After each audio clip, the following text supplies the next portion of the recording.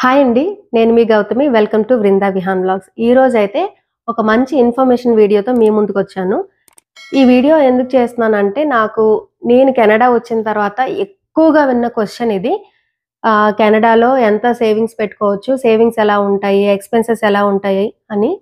నా ఫ్రెండ్సే కాదు, నేను కూడా ఐటీలో వర్క్ చేశాను కదా! లైక్ నాకు ఆఫీస్‌లో కూడా చాలామంది ఫ్రెండ్స్ ఇలా ఆన్ సైట్ ఆపర్చునిటీ వచ్చిన తర్వాత నేను తెలిసిన వాళ్ళు నా ఫ్రెండ్స్‌కి తెలిసిన వాళ్ళు నన్ను ఎక్కువగా అడిగిన క్వెషన్ అయితే ఇదే. నేను జనరల్‌గా చెప్తూ ఉంటాను. బట్ అప్పుడు నాకు ఛానెల్ లేదు గదా! నాకు రీసెంట్‌గా మన ఛానెల్‌ని ఫాలో అవుతున్న ఒక సబ్‌స్క్రైబర్ బయోలో ఈమెయిల్ చూసి నాకు కాంటాక్ట్ అయ్యారు. మెయిల్ అయితే చేశారు. ఇట్లా నాకు ఆన్ సైట్ ఆపర్చునిటీ వచ్చింది. మీరెప్పటినుంచో ఉన్నారు కదా! సో, మీకు క్లియర్‌గా ఐడియా ఉంటది. ఆహ్, నేను ఒక్కడినే వస్తే బావుంటదా? ఆర్ ఫ్యామిలీని తీసుకొస్తే బావుంటదా? ఎలా ఉంటాయి సేవింగ్స్ అని చెప్పి. సో, అందుకనే మెయిన్ రీజన్ నేను ఈ వీడియో స్టార్ట్ చేశాను. నేను ఒక సీరీస్ లాగా చేద్దాం అనుకుంటున్నాను. ఇక్కడున్న ఎక్స్‌పీరియన్సెస్ అది. బట్ ఫస్ట్ అయితే నాకు మిగతా సెక్టార్స్ గురించి అంత ఐడియా లేదు. సాలరీస్ ఏ రేంజ్‌లో ఉంటాయని బ్రీఫ్‌గా తెలుసు. బట్ ఇన్ డెప్త్ ఎంత ఉంటది అని తెలీదు. నేను ఐటీలో ఉన్నాను. సో, నా ఫ్రెండ్స్ కూడా అందరూ సాఫ్ట్‌వేరే కాబట్టి ఆన్ అన్ యావరేజ్ వీళ్ళ సాలరీస్ అయితే నాకు ఐడియా ఉంది. బేసిక్‌గా మనకి ఇండియా నుంచి abroad countries not only Canada, US, Australia, Germany అట్లా ఏ కంట్రీ వెళ్ళినా గూడా మాక్సిమం 80% ఐటీ ఎంప్లాయీసే ఉంటారు. సో, ఇది నేను ఇన్ జనరల్‌గా చెప్తాను సాలరీస్ ఎలా ఉంటాయని జెప్పి. సో, ఫస్ట్ మనకి టీమ్ లీడ్‌గా వచ్చారు అనంటే $90,000 నుంచి $110 వరకు ఉంటది ప్యాకేజ్. అందరికీ ఫిక్స్డ్‌గా ఉంటదని లేదు కదా! వాళ్ళు యూజ్ చేసే టెక్నాలజీ అండ్ వాళ్ళకుండే ఎక్స్‌పీరియన్స్ బట్టి సాలరీ వేరీ అవుతూ ఉంటది. మేనేజర్స్ వాళ్ళకేంటి అంటే 110 నుంచి 120 నుంచి 150, 160 వరకు వేరీ అవుతది. మాక్సిమం ఈ 2 కేటగరీస్‌లోనే ఉంటారు. చాలా రేర్‌గా సీనియర్ సాఫ్ట్‌వేర్ ఇంజినీర్స్ కానీ, టెక్నాలజీ అనలిస్ట్ కానీ ఆ రోల్‌కి వస్తారు. సో, వాళ్ళకేంటి అంటే 70,000 నుంచి 90,000 వరకు ఉంటది. సో, మనం ఇన్ జనరల్‌గా యావరేజ్‌గా 100,000 సాలరీ వస్తే ఇక్కడ ఎక్స్‌పెన్సెస్ ఎలా ఉంటాయి? మనం ఎంత సేవ్ చేసుకోవచ్చు అనేది నేను ఈ వీడియోలో అయితే షేర్ చేస్తాను. ఖచ్చితంగా మీరు ఇలా డైలమాలో ఉండే వాళ్ళకైతే ఈ వీడియో తప్పకుండా హెల్ప్ అవుతుంది. మీరొక డెసిషన్ రావడానికైతే యూజ్‌ఫుల్ అవుతుంది. సో, వీడియో లాస్ట్ వరకు స్కిప్ చేయకుండా చూడండి. సో, మీకు క్లియర్‌గా ఒక ఐడియా ఉంటది. సో, నేనైతే మీకోసం ఒక ఎక్సెల్ ప్రిపేర్ చేశాను. సో, ఆ కాలిక్యులేషన్స్ ఏంటో ఇప్పుడు చూద్దాము. చూసిన తర్వాత మనం నెక్స్ట్ విషయాలు మాట్లాడుకుందాం. సో, మనం ఒక 1,00,000 Canadian dollars per annum salary వస్తే ఎక్స్‌పెన్సెస్, సేవింగ్స్ ఎలా ఉంటాయో చూద్దాము. నేనిక్కడ చాలా కేటగరీసే డివైడ్ చేశాను. నేను అన్నీ ఎక్స్‌ప్లెయిన్ చేస్తాను. వీడియో లాస్ట్ వరకు చూస్తే మీరే ఒక డెసిషన్‌కొస్తారు కెనడా రావాలా? వద్దా? అని. సో, స్టార్ట్ చేద్దాం. మనకి $1,00,000 అంటే ఇండియన్ కరెన్సీలో 60,00,000 సాలరీ వస్తుంది. కానీ టాక్సే మనకిక్కడ $28,000 కట్ అవుతుందంటే అక్షరాల ఇంచుమించుగా 17,00,000 టాక్సే కట్ అయిపోతుంది. సో, మనకి చేతికి టేక్ హోమ్ పర్ ఇయర్ వచ్చి $71,924 అంటే అరౌండ్ 72 యేసుకుందాం. మనకి 43,00,000 అనమాట. ఐఎన్ఆర్‌లో. పర్ మంత్ వచ్చి 6,000 అనుకుంటే మనకి మంత్‌కి 3,060,000 అరౌండ్ వస్తుంది. ఇక్కడేంటి అంటే బై వీక్లీ సాలరీస్ ఇస్తుంటారు. అంటే ఎవ్రీ మంత్ కాకుండా 2 వీక్స్‌కి ఒకసారి సాలరీ ఇస్తారు. సో, మనం బై వీక్లీ కాకుండా మంత్లీ ఎక్స్‌పెన్సెస్ ఎలా ఉంటాయి అన్నదే చూద్దాము. సో, ఇది ఓవరాల్‌గా ఒక $1,00,000 సాలరీ పర్ యానమ్ అంటే పర్ మంత్ వాళ్ళకి 3,60,000 వస్తుంది. మనం ఐఎన్ఆర్‌కి కన్వర్ట్ చేసుకుంటే అంటే ఇప్పుడు ఒక కెనేడియన్ డాలర్ 60 రూపీస్ ఉంది కాబట్టి నేను ఇంటూ 60 చేశాను. సో, యావరేజ్‌గా 3,60,000 సాలరీ అయితే వస్తది పర్ మంత్. ఇప్పుడు వీటి ఎక్స్‌పెన్సెస్ ఎలా ఉన్నాయన్నది చూద్దాము. సో, ఫస్ట్ బ్యాచిలర్‌గా ఉంటే ఎంత ఉంటదో చూద్దాము. Monthly salary మనకెంతొస్తుంది? $6,000 వస్తుంది కదా! సో, దీంట్లో రెంట్‌కి $700, కార్‌కి $1,000, గ్రోసరీ 200, మొబైల్ అండ్ ఇంటర్నెట్‌కి ఒక $100 అండ్ ఎంటర్‌టైన్‌మెంట్ అంటే లైక్ మనం రెస్టారెంట్‌కి, మూవీస్‌కి అట్లా వెళ్తుంటాం కదా! సో, దానికి ఒక $200. టోటల్ ఎక్స్‌పెన్సెస్ వచ్చి 2200. ఇక్కడ ఎక్కువ ఎక్స్‌పెన్స్ ఉన్నది హౌస్ రెంట్, కారు. మిగతావన్నీ ఓకే. నార్మల్. కారొచ్చి ఎందుకు $1000 అంటే మనకి కార్‌కి ఈఎంఐ, ఇన్స్యూరెన్స్ ఉంటది. ఇక్కడ కార్ ఇన్స్యూరెన్సెస్ చాలా ఎక్కువుంటాయి. వీటితో పాటు ఇంకా గ్యాస్ అంటే పెట్రోల్‌కి ఎంత అయితే ఆహ్, అన్నీ ఇంక్లూడ్ చేసుకొని బేసిక్ మోడల్ కార్‌కి $1000. అండ్ మా ఫ్రెండ్స్ చెప్పిందేంటి అంటే 1200 అట్లా అవుతుంది అన్నారు. బట్ మనం మినిమమ్ వేసుకుందాము. ఇక్కడ ఈ హౌస్ రెంట్‌లోనే మనకి యుటిలిటీస్ కూడా లైక్ కరెంట్ బిల్, ఇంకా గ్యాస్ బిల్, వాటర్ బిల్ అవి ఉంటాయి కదా! సో, అవన్నీ కూడా ఈ హౌస్ రెంట్‌లోనే కవర్ అయిపోతాయి.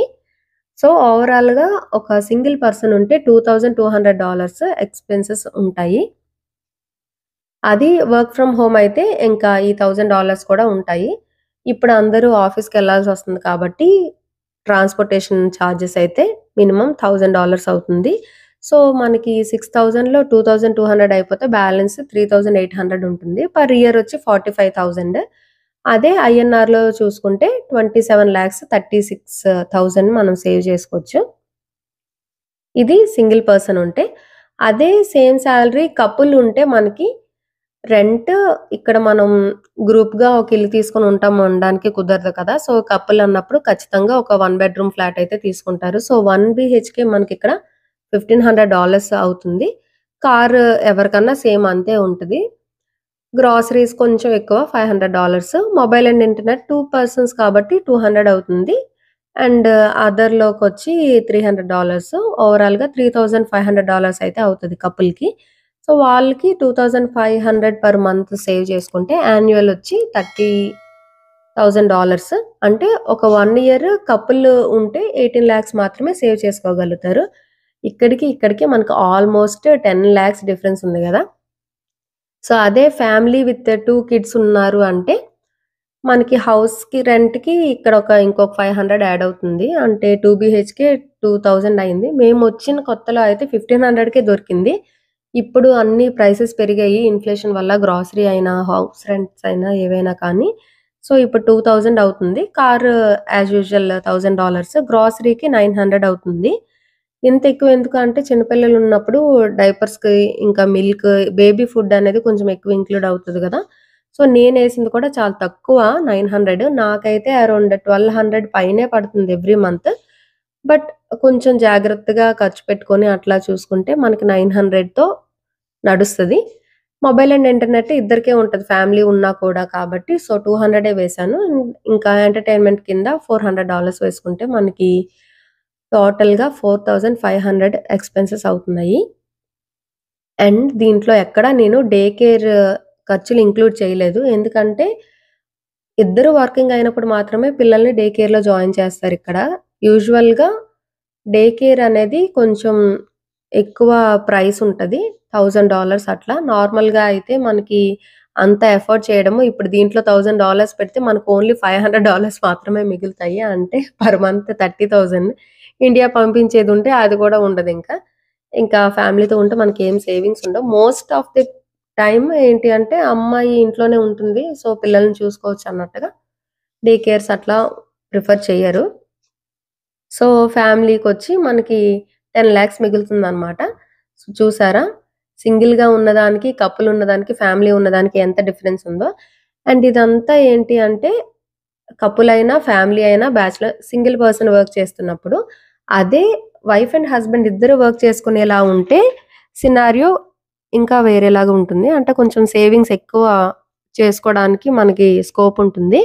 సో, కపుల్‌లో ఇద్దరికీ ఇదే సాలరీ వస్తుంది అనుకుంటే, ఈ సాలరీకి మనకి ఇంకొక 6000 యాడ్ అవుతుంది కదా!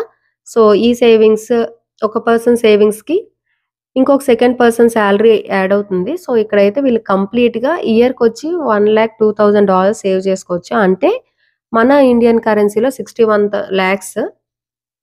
అదే ఈ కేటగరీ 2 ఏంటి అంటే, ఇప్పుడు అందరికీ కూడా ఇట్లా ఫుల్ టైమ్ సేమ్ జాబ్ దొరకదు కదా!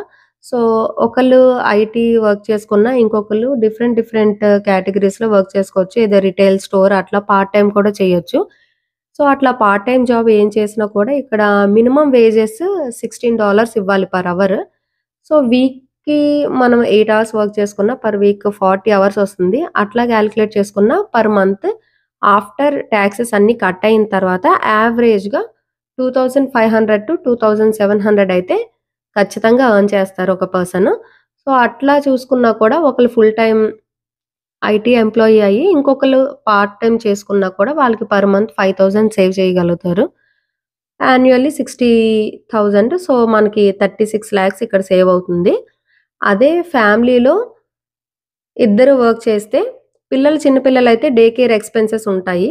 సో, వాళ్ళు మాత్రం ఇద్దరు ఐటీలో చేసి సేమ్ సాలరీ ఆల్‌మోస్ట్ వచ్చింది అంటే మనకి 46 లాక్స్ అలా సేవ్ చేసుకోవచ్చు. ఒకళ్ళు పార్ట్ టైమ్ అయితే 21 లాక్సే సేవ్ చేయగలుగుతారు. అదే ఇద్దరు పిల్లలు స్కూల్‌కెళ్తున్నారు, డే కేర్ ఎక్స్‌పెన్సెస్ ఏవి లేవు అనుకుంటే ఇద్దరు ఐటీలో వర్క్ చేస్తే 54 లాక్స్ సేవ్ చేయొచ్చు. అండ్ ఒకళ్ళు పార్ట్ టైమ్ జాబ్ చేసుకున్నా కూడా 28 లాక్స్ సేవ్ చేయొచ్చు. ఇక్కడ మెయిన్ ప్రాబ్లమ్ ఏంటి అంటే ఇద్దరు ఫుల్ టైమ్ అయితే పిల్లలకి అసలు టైం ఇవ్వలేరు. So, either of the one కొంచెం టైం అన్నా ఇంట్లో ఉండాలి కదా అన్నట్టు ఒకళ్ళు పార్ట్ టైమ్ అట్లా చేస్తారు. చాలా రేర్ కేసెస్‌లో అదృష్టం అనమాట. ఇట్లా ఇద్దరు ఐటీలో వర్క్ చేయడం అనేది. సో, ఇద్దరు ఐటీలో వర్క్ చేసుకుంటే ఇంత హ్యూజ్ మనం సేవ్ చేసుకోవచ్చు. అంటే ఒక మనం అబ్రాడ్ వచ్చిన 1 ఆర్ 2 ఇయర్స్‌లో ఒక 1,00,00,000 సేవ్ చేయగలుగుతాము. అండ్ మనం ఏవైనా ఇండియా వెళ్ళాల్సొస్తే మధ్యలో ఇంక ఈ డబ్బులే యూజ్ చేసుకోవాలి కాబట్టి ఇంకా ఎక్స్‌పెన్సెస్ అలా అలా కట్ అవుతూ ఉంటాయి. సో, ఇది బేసిక్. చూసారు గదా! సో, ఇట్లా ఉంటదనమాట. బ్యాచిలర్‌గుంటే ఎలా ఉంటది, కపుల్‌కి ఎంత సేవ్ చేసుకోవచ్చు, అలాగే ఫ్యామిలీ ఉంటే ఎంత సేవ్ చేసుకోవచ్చని. జనరల్‌గా మనం అనుకుంటాం కదా! వింటూ ఉంటాం యాక్చువల్లీ ఊర్లో గానీ, ఫ్రెండ్స్ దగ్గర కానీ వాడు యూఎస్‌కెళ్ళాడు, లేదంటే కెనడా వెళ్ళాడు, ఆస్ట్రేలియా వెళ్ళాడు. నెలకి 3,00,000 జీతమంట, 5,00,000 జీతమంట అని చెప్తూ ఉంటారు. వచ్చే సాలరీనే చెప్తారు. అది కూడా గ్రాస్ చెప్తారు. కటింగ్స్ పోను, టాక్స్‌లు ఇవన్నీ పోను ఎంతొస్తదో ఎవ్వరు మాట్లాడుకోరు. అలానే ఇక్కడ ఎక్స్‌పెన్సెస్ కోసం కూడా ఎవరు మాట్లాడుకోరు. రియాలిటీ ఫ్యాక్ట్ చెప్పుకుంటే జనరల్‌గా ఎవరు చెప్పరు. ఇలా ఉంది పరిస్థితి అని చెప్తే ఎవరు నమ్మరు కూడా. ఎందుకంటే వాళ్ళెవరు ఇక్కడికొచ్చి చూడరు గదా! సో, అక్కడి నుంచే జడ్జ్ చేస్తూ ఉంటారు. ఫ్యామిలీతో వెళ్లారు, ఇంక రారేమో ఇండియా అని అనుకుంటూ ఉంటారు. కానీ వాళ్ళు ఫర్ ఎగ్జాంపుల్ 2 ఇయర్స్ ఆన్ సైట్‌కొచ్చారు అనుకుందాం. ఈ 2 ఇయర్స్‌లో ఎవ్రీ 1 ఇయర్‌కి వెళ్లి రావాలి అంటే నలుగురు టికెట్స్ కాస్టే 10 లాక్స్ అవుతది. ఒకసారి అప్ అండ్ డౌన్ చేయాలంటే. వాళ్ళు ఇయర్ మొత్తం సేవ్ చేసింది ఒకసారి ట్రావెల్‌కే అయిపోతది. So, there is no use of coming to other countries right. So, అందుకనే మాక్సిమం ఎవరు రాలేరు.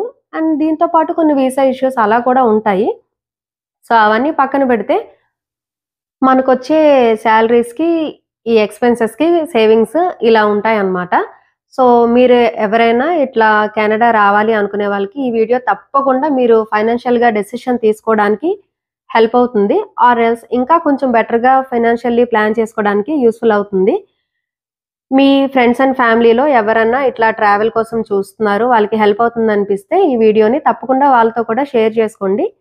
ఇంకా ఏమైనా డీటెయిల్స్ కావాలన్నా ఆర్ ఈ వీడియోకి మీకేమైనా డౌట్స్ ఉన్నా కూడా నాకు కమెంట్ చేయండి. నేను డెఫినెట్‌గా రెస్పాండ్ అవుతాను. ఆర్ ఎల్స్ ఎక్కువ మంది ఏదైనా అడుగుతున్నారంటే will try to do a separate video. ఇవండి నేను మీతో ఈ వీడియోలో డిస్కస్ చేయాలనుకున్న మెయిన్ పాయింట్స్. వీడియో నచ్చితే లైక్ చేసి షేర్ చేయండి. అలానే మరి ఇంకెన్నో ఇంట్రెస్టింగ్ వీడియోస్ కోసం మన ఛానెల్‌ని అయితే సబ్స్క్రైబ్ చేసుకోవడం అస్సలు మర్చిపోవద్దు. See you again in the next video. Thank you for watching.